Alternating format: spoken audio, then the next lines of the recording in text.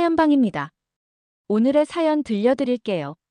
저는 20살 시골에서 일만 하던 가난한 집안의 셋째 딸이었습니다. 학교는커녕 어릴 때부터 언니, 오빠 뒷바라지를 해야 했고 그저 밭일, 가축 돌보기, 식사 준비. 그러다 보니 사람 대접이라는 걸 받아본 적이 없었죠. 그러던 어느 날 마을의 도시에서 온 청년이 내려왔습니다. 의대생이라더군요. 키가 크고 단정한 얼굴, 말투도 어찌나 부드럽던지. 처음엔 그저 동경이었습니다. 그가 제게 다가와 말했어요. 옥순이 너 손이 참 예쁘네. 이런 손으로 밭일만 하긴 너무 아깝다. 그 말에 가슴이 쿵 내려앉았습니다. 누군가 제 손을 예쁘다고 말해준 건 태어나서 처음이었거든요. 그 후로 우리는 자주 만났고 그는 매일 저를 고맙고 소중한 사람이라고 했습니다. 그런 말들에 저는 무너졌습니다. 마침내 그와 함께 서울로 도망치듯 올라갔고 곧 아이가 생겼습니다. 하지만 현실은 너무 잔인했습니다.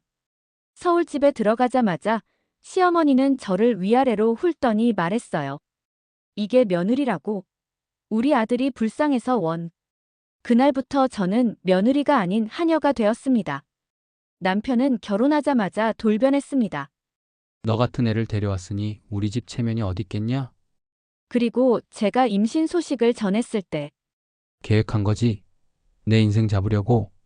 그 말과 함께 그는 저를 집에서 내쳤습니다. 출산은 병원에서 혼자 했습니다. 고통에 기절하듯 쓰러졌고 눈을 떴을 땐 아이가 없었습니다. 의사는 말했죠. 유감입니다. 아기가 숨을 쉬지 않았습니다. 단 한 번도 안아보지 못한 채 제 아이는 사라졌습니다. 그날 이후 저는 웃음을 잃었고 말수도 줄었습니다. 30년이라는 세월이 그렇게 흘렀습니다. 서울의 허름한 국밥집.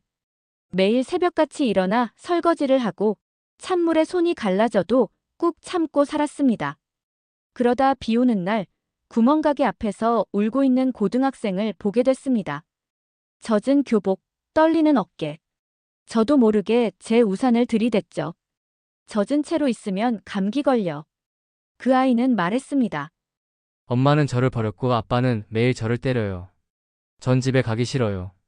그 아이를 지나칠 수 없었습니다. 그렇게 제 품에 들였고 양아들로 삼아 키우게 됐습니다. 시간이 흐르며 저를 엄마라고 불렀고 결혼도 하고 손주도 낳았습니다. 저는 손주들을 재우고 간식도 만들고 빨래도 했습니다. 하지만 어머니, 이제 좀 나가주세요. 우리 가족끼리 살고 싶어요. 그 말 한마디에 제가 30년간 키워온 정성이 무너졌습니다. 며느리는 친구와 통화하며 웃고 있었습니다. 시터처럼 밥해주고 빨래해주고 놀아주고 완전 개꿀이었지 뭐. 그 말에서 저는 가족이 아니었다는 걸 깨달았습니다. 그 순간 다짐했습니다. 이용당한 30년 반드시 갚아주마. 먼저 며느리는 정식 교사 자격도 없이 불법 과외를 하고 있었습니다. 홍보지를 찍어 증거를 모았고 교육청에 신고했습니다. 탈세로 세무조사까지 이어졌고 경찰도 움직였죠. 손주들 학교에선 너희 엄마 불법 선생이라며? 라는 말이 돌았습니다. 며느리는 저에게 울면서 전화를 했습니다. 어머니, 설마 어머니 짓이에요? 이런 짓 할 사람 어머니밖에 없잖아요. 애들은 무슨 죄예요? 네가 더 잘 알잖니. 네가 날 어떻게 대했는지. 양아들도 가만둘 수는 없었죠. 병원 행정실에서 근무하던 그를 의료윤리위에 고발했습니다. 의료기기 업체와 뒷거래가 있다. 환자 기록을 무단 열람한다. 결국 그는 해고당했고 의료종사 자격정지 5년을 받았습니다. SNS에는 실명과 기사 링크가 퍼졌습니다. 가족 단톡방에서도 조용히 사라졌습니다. 마지막으로 양아들 명의로 돌려놨던 제 재산 일부를 소송으로 일부 되찾았습니다. 긴 싸움이었지만 법은 제 편이 되어줬습니다. 그렇게 복수를 마무리할 때쯤 저는 지쳤습니다.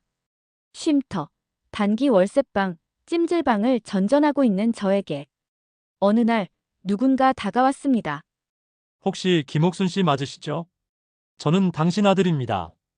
순간 온몸이 굳었습니다. 사기꾼인가 싶었지만 그는 한 장의 사진을 꺼냈습니다. 제 첫사랑과 그 옆에 세발 자전거를 탄 아이. 눈물이 났습니다. 너 죽었다던 내 아들이니? 네, 엄마. 저 살아 있었어요.